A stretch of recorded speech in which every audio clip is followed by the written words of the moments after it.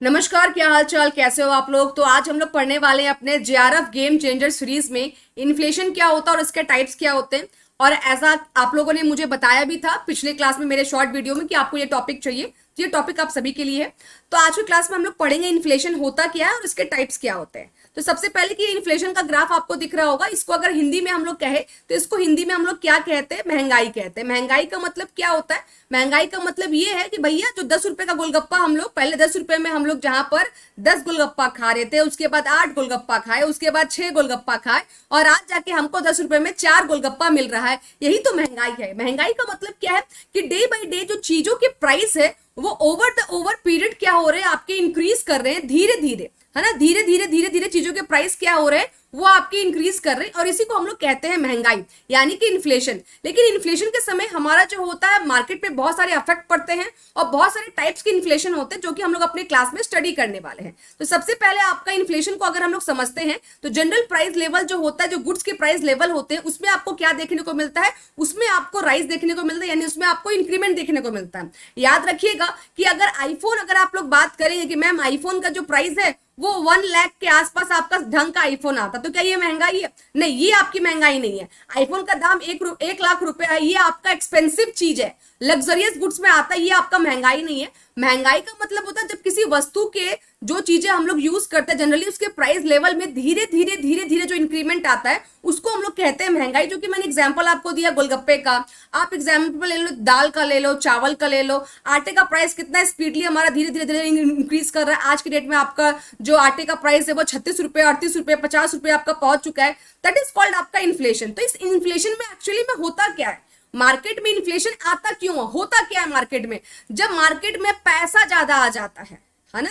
जब मार्केट में पैसा ज्यादा आ जाता है, सबके पास जो होता है पैसा होता है, ठीक है, और सब कोई क्या करता है यहाँ पर कि सबके पास मार्केट में पैसा है तो सब चीजों के दाम क्या होते जाते हैं, आपके महंगे होते जाते हैं। लेकिन यहाँ पर आपका जो करेंसी का प्राइस होता है और जो परचेजिंग पावर होता है वो क्या करता है कि वो हमारा डिक्लाइन हो जाता है। मैम कैसे डिक्लाइन होता है, तो परचेजिंग पावर डिक्लाइन कैसे होता है इस चीज को देखिए। 2-3 चीज यहां पर मैं बताऊंगी, उसको थोड़ा सा ध्यान से आप लोग देखिएगा तो आपको समझ में आ जाएगा कि एक्चुअली में इस मार्केट में पूरा होता क्या है। सिंपल सी बात है कि इन्फ्लेशन का मतलब क्या होता है, कि इन्फ्लेशन का मतलब आपका होता है कि वस्तु का जो प्राइस है, प्राइस क्या हो गया है, हमारा प्राइस इंक्रीज हो गया है। प्राइस इंक्रीज करने का मतलब जो हमारा परचेजिंग पावर होता है वो क्या हो गया, वो डिक्रीज हो गया, डिक्लाइन हो गया। कैसे मैम डिक्लाइन कैसे हो गया, इस चीज को समझिएगा कि पहले जब आप जो है ना हाथ में जब 50 रुपए लेके निकलते थे ना तो आप 2 केजी आटा लेकर घर पे आते थे, ठीक है। लेकिन आज वही आपको मम्मी 50 रुपया देती है या खुद आप अपने जेब से 50 रुपए लेके निकलते हैं ना तो उसमें 2 किलो आटा नहीं 1.25 किलो आटा आप आता है। तो इसी को हम लोग क्या कहते हैं कि जो हमारा क्रय करने की जो क्षमता है, परचेसिंग पावर को क्या कहते हैं हम लोग, क्रय करने की क्षमता।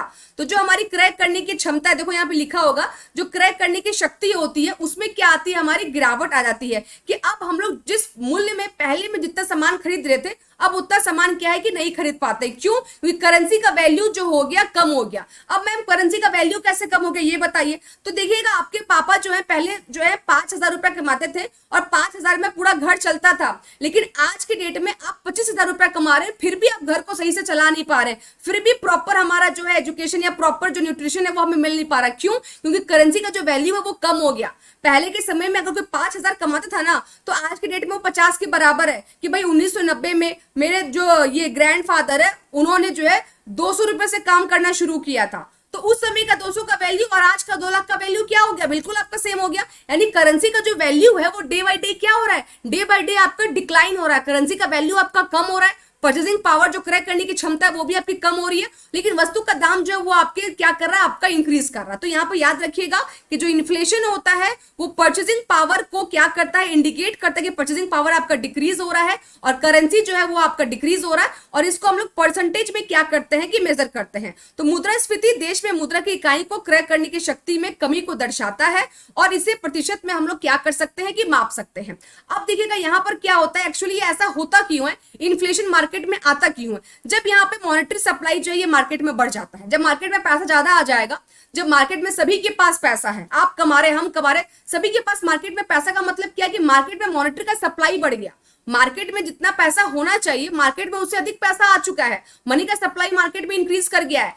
अगर गवर्नमेंट पॉलिसी कुछ चेंज हो गई होगी, या रेट का फ्लक्चुएशन हो गया होगा, या ऐसे कोई भी कारण है जिसके थ्रू क्या होता है कि हमारा इन्फ्लेशन जो होता है वो इंक्रीज करता है। और इन्फ्लेशन को मापने के लिए कुछ मेजरमेंट होते हैं, जिसके थ्रू कुछ मेथड है जिसमें आपका इन्फ्लेशन को मापा जाता है। वो है आपका सीपीआई, डब्ल्यूपीआई और पीपीआई। ये तीन इंडिकेटर है, ये तीन मेन इंडिकेटर है जो कि आपके इन्फ्लेशन को जो है वो दर्शाते हैं, ठीक है ना। तो मुख्य रूप से बढ़ी हुई मौद्रिक आपूर्ति, सरकारी नीतियां और दर में जो उतार चढ़ाव होता है, इसके कारण से आपका जो होता है क्या होता है आपका, कि आपका इन्फ्लेशन जो है मार्केट में आ जाता है। सीपीआई मतलब मूल्य सूचांक, उपभोक्ता मूल्य सूचांक यानी consumer price index, wholesale price index और प्रोडक्ट प्राइस इंडेक्स यानी कि उत्पाद मूल्य सूचकांक। ये आपके तीन आपके इंडिकेटर है जो इन्फ्लेशन को दर्शाते हैं। इसके अंदर कुछ कैटेगरी ऑफ गुड्स रखे रहते हैं जो कि बताते हैं कि आपका जो इन्फ्लेशन है वो कितना परसेंट आया है और कितना बढ़ा है। अब इसके टाइप्स के बारे में बात करेंगे तो सबसे पहला एक टाइप्स का फर्स्ट सेकंड थर्ड कुछ नहीं है, इसमें आपको समझना है कि कौन कौन से टाइप्स आपके होते हैं। एक होता है हमारा demand pull inflation. Demand pull inflation का मतलब क्या होता है, जब आपका डिमांड जो हो जाता है ना मार्केट में वो ज्यादा हो जाता है और सप्लाई जो होता है वो मार्केट में कम हो जाता है। एक छोटा सा मैं एग्जांपल दूं तो आप फेस्टिवल का समय देख सकते हैं, अभी हमारा रोजा भी पार हुआ है, तो रोजा में भी आप लोगों ने ध्यान दिया होगा कि फ्रूट्स के दाम जो है बहुत इंक्रीज कर रहे हैं। मेरे घर में मैं फ्रूट्स लेकर आती हूँ, तो रोजा के समय में जो फ्रूट्स के दाम थे 200 रुपये 150 रुपये किलो, मैंने बोला कि ठीक है भाई, एक महीना फ्रूट्स नहीं खाएंगे, एक महीने के बाद फ्रूट्स खाएंगे, जम के खाएंगे फ्रूट्स। तो मैंने एक महीना लगभग मैंने ना के बराबर फ्रूट्स खरीदे हैं, जो बहुत नेसेसरी था या कभी जरूरत पड़ा तो बस वो खरीदा कि मैंने हेल्थ इश्यूज के लिए। अदरवाइज मैं फ्रूट्स मैंने खरीदा ही नहीं। क्यों? क्योंकि उस समय रोजा के समय पता है कि सभी को चाहिए होता है फ्रूट्स, सभी कोई फ्रूट से शाम का जो है इफ्तारी करते हैं, तो डिमांड ज्यादा था, सप्लाई कम हो गया, तो यहाँ पर इसको क्या कहेंगे, डिमांड पुल इन्फ्लेशन। यहाँ पर देखिए प्राइस आपका इंक्रीज कर गया, ठीक है। उसके बाद आपका ये जो होता है ना, आपका मेनली क्यों होता है कि आपका aggregate demand of the economy होता है, वो इसका मेन रीजन होता है। और यहाँ पे क्योंकि इकोनॉमी आपकी ग्रो कर रही है, सप्लाई ऑफ मनी भी आपका ग्रो कर रहा है, कंज्यूमर जो होता है कॉन्फिडेंट फील करता है, तो वो क्या करता है, अपना ज्यादा खर्चा जो है उस पर स्पेंड करता है, और इस कारण से आपका जो होता है मार्केट में डिमांड उस चीज का इंक्रीज कर जाता है, ठीक है। ये आपके कॉजेस हो गए। आगे चलते हैं, एक हमारा आता है क्रीपिंग इन्फ्लेशन। क्रीपिंग का मतलब क्या होता है, रेंगना। क्रीपिंग वर्ड को हम लोग हिंदी में क्या कहते हैं, रेंगना। एक बच्चे को देखिए वो कैसे, जब वो बच्चा कोई एक बच्चा जब जन्म लेता है सबसे पहले वो क्या करता है, रेंगता है ना, ऐसे ऐसे ऐसे ऐसे, तो इसको बोलते हैं क्रीपिंग इन्फ्लेशन। ये जो होता है आपका इनिशियल स्टेज होता है, यहाँ पे इन्फ्लेशन जो होता है 2%, 3% या 5% होता है। जनरली ये जो होता है आपका बहुत मिनिमल रेट होता है, और यहाँ पर ये इन्फ्लेशन अच्छा माना जाता है। क्रीपिंग इन्फ्लेशन इज गुड, बोला जाता है कि इन्फ्लेशन मार्केट में होना चाहिए। अगर इन्फ्लेशन मार्केट में नहीं होगा तो हम लोग जो है मार्केट में compete कैसे करेंगे। तो मार्केट में इन्फ्लेशन को अच्छा माना जाता है, लेकिन एक पीरियड तक, मतलब 4% 5% तक जो इन्फ्लेशन है उसको हम लोग ठीक ठाक मानते हैं। उसके ऊपर जाने पर फिर मार्केट में दिक्कत होना शुरू हो जाता है। तो क्रीपिंग इन्फ्लेशन का मतलब जब आपका इन्फ्लेशन होता है इनिशियल स्टेज में और धीरे धीरे वो बढ़ता है।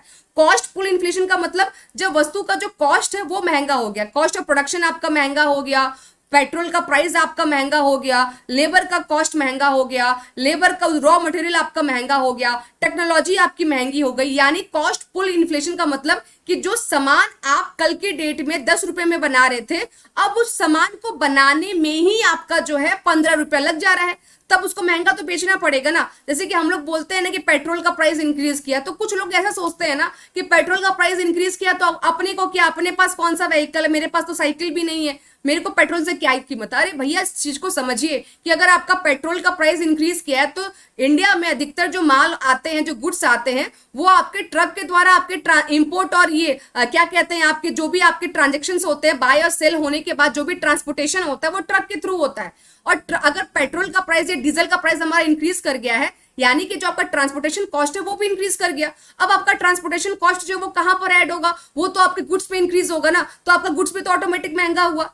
आप व्हीकल नहीं चलाते हो, आपके पास गाड़ी नहीं है, फिर भी पेट्रोल का प्राइस इंक्रीज करता है तो वो आपके ऊपर असर पड़ता है। तो ये हो गया आपका कि लेबर, रॉ मटेरियल, ये सब का जो खर्चा प्राइस इंक्रीज करता है, इसकी वजह से जो प्राइस आपका वस्तु का इंक्रीज करता है, इसको हम लोग कहते हैं कॉस्ट पुल इन्फ्लेशन, ठीक है।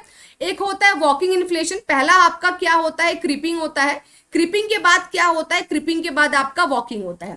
क्रीपिंग में क्या करता है कि इन्फ्लेशन धीरे धीरे आगे बढ़ता है 2, 4, 5% तक। लेकिन वॉकिंग का मतलब क्या होता है कि जब वो अब ज्यादा स्पीड से आगे बढ़ रहा है, पहले ना ऐसे ऐसे ऐसे ऐसे आगे बढ़ रहा था, अब थोड़ा ऐसे ऐसे ऐसे ऐसे आगे बढ़ रहा है, तो ये क्या होता है आपका 3% से लेकर 10% तक अगर साल का इन्फ्लेशन होता है आपका, तो इसको हम लोग वॉकिंग इन्फ्लेशन की कैटेगरी में रखते हैं। यहाँ पर आपका स्वीडन में आपका 2022 में जो है 9% जो है आपका इन्फ्लेशन देखा गया था, जो कि उस समय का हाईएस्ट था। ठीक है।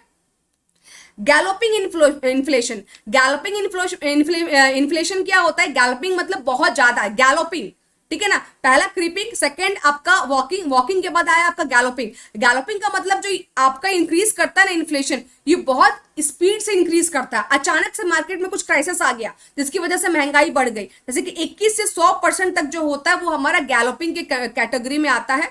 यहां पर रशिया में आपका 1990 में जो है इस तरीके का सिचुएशन जो है ये आपका देखा गया था। ठीक है। यहां पर मार्केट जो है पूरा इनस्टेबल हो जाता है, मार्केट को कंट्रोल करना जो होता है बहुत मुश्किल हो जाता है। यहां पर गवर्नमेंट जो होती है वो फेल हो जाती है, मार्केट को कंट्रोल नहीं कर पाती है। ठीक है। आप लोग जो पढ़ते हो ना कि आरबीआई आपका इन फिक्स्ड क्या कहते हैं इंटरेस्ट रेट जो है वो चेंज कर रहा है, रेपो रेट आपका चेंज कर रहा है, एसएलआर चेंज कर रहा है, सीआरआर चेंज कर रहा है, वो इन्फ्लेशन को कंट्रोल करने के लिए आपका आरबीआई ये सब जो चीज है वो करता है। लेकिन जब गैलोपिंग इन्फ्लेशन आता है ना तो वो गवर्नमेंट के कंट्रोल में भी नहीं होता, बियॉन्ड कंट्रोल होता है, मार्केट पूरा एकदम से टूट जाता है उस केस में।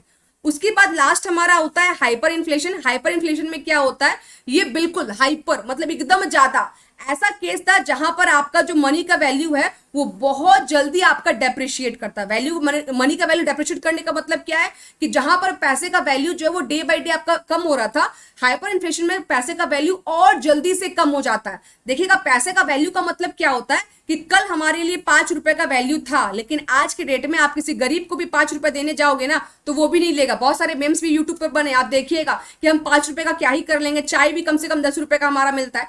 तो जब आपका इन्फ्लेशन बहुत स्पीड मतलब आपका अबव 100%, परसेंटेज को ध्यान में दीजिए, जब उससे ऊपर जा रहा है तो ये क्या हो गया हमारा हाइपर इन्फ्लेशन। एक आपका सिचुएशन आता है स्टैगफ्लेशन। स्टैगफ्लेशन क्या होता है? इसको हम लोग बोलते हैं मार्केट का एक ऐसा कंडीशन जहां पर ग्रोथ आपका स्लो हो जाता है, इन्फ्लेशन जो होता है हाई होता है और अनएम्प्लॉयमेंट भी हाई हो जाता है। मतलब मार्केट जो होता है एकदम से ठहर सा जाता है, सहम सा जाता है, एकदम मार्केट मंदा हो जाता है, महंगाई चरम पर रहती है, आपका जो डिमांड होता है ना के बराबर, प्रोडक्शन ना के बराबर, अनएम्प्लॉयमेंट इंक्रीज कर जाएगा और इकोनॉमी का जो ग्रोथ है वो आपका फॉल कर जाता है। इस कंडीशन को हम लोग क्या कहते हैं? आपका स्टैगफ्लेशन। ठीक है। तो यहां पर देखिएगा, एक होता है कॉस्ट पुश और एक होता है डिमांड पुल।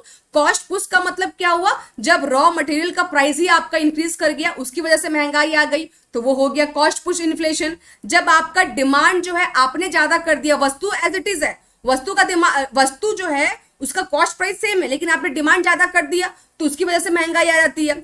और इसको हम लोग समझेंगे, एक आपका क्रीपिंग पहले आएगा, फिर वॉकिंग आएगा, वॉकिंग के बाद रनिंग आएगा, रनिंग के बाद हाइपर आएगा। आप रनिंग बोलो या फिर गैलोपिंग बोलो, ये दोनों आपका सेम होता है। तो ये ग्राफ आपको देखकर समझ में आ रहा होगा कि देखिए क्रीपिंग जो है सबसे धीरे पहले आया, फिर वॉकिंग, फिर चलना शुरू किया, फिर दौड़ना शुरू किया और उसके बाद वो भाग गया, भाग मिखा भाग, है ना। हाइपर का मतलब क्या हो गया? भाग मिखा भाग। अगर अभी भी समझ में नहीं आया तो ये देख लो कि बच्चा जो रेंगता है तो क्रीपिंग या क्रॉलिंग इसको हम लोग बोलते हैं। वॉकिंग का मतलब कि बच्चा अब चलना सीख रहा है, इसको ट्रोटिंग हम लोग बोलते हैं। और रनिंग और गैलोपिंग का मतलब बच्चा भाग रहा है। और हाइपर मतलब कि बच्चा जो है रेस से एकदम बाहर, एकदम भाग मिखा भाग वाली केस हो गया कि महंगाई एकदम बाहर चल गई, एकदम आउट ऑफ, एकदम हमारा कंट्रोल चला गया। गैलोपिंग में भी जो आपकी महंगाई होती है ना वो भी आपकी आउट ऑफ कंट्रोल होती है, लेकिन 100% तक, 100 से जब ऊपर चला गया तो वो आपका हाइपर इन्फ्लेशन में चला गया। क्लियर है? समझ में आया? मुझे कंफर्म कीजिए एक बार, समझ में आया? क्लियर है? चलेगा। तो क्लियर अगर है तो इस क्वेश्चन का मेरा आंसर दीजिएगा। इस क्वेश्चन का आंसर आप लोगों को कमेंट बॉक्स में देना है अगर ये कॉन्सेप्ट आप लोगों ने समझ लिया है तो, कि कौन सा जो इसका ऑप्शन होगा वो करेक्ट आंसर होगा। और इसका आंसर जो मिलेगा आपका नेक्स्ट वीडियो में, और साथ में आप कमेंट बॉक्स पर आंसर कीजिए, मैं कमेंट चेक करती हूँ और मैं उसी में आपको रिप्लाई कर दूंगी कि किसका सही आंसर है, किसका रॉन्ग आंसर है। ठीक है। Thank you so much. Hope so कि आपका कॉन्सेप्ट क्लियर हुआ होगा। और हमारा डेली क्लास, अगर आप कॉमर्स का स्टूडेंट हैं तो मैं बता दूं, आपका डेली क्लास यहाँ पे टेक्स्ट बुक के प्लेटफॉर्म पर 8 बजे होता है रात में, और 10 PM पर होता है टेक्स्ट बुक के ऐप पर। अगर वीडियो पसंद आया हो तो वीडियो को लाइक, कमेंट और शेयर जरूर कीजिएगा। Thank you so much. Bye bye.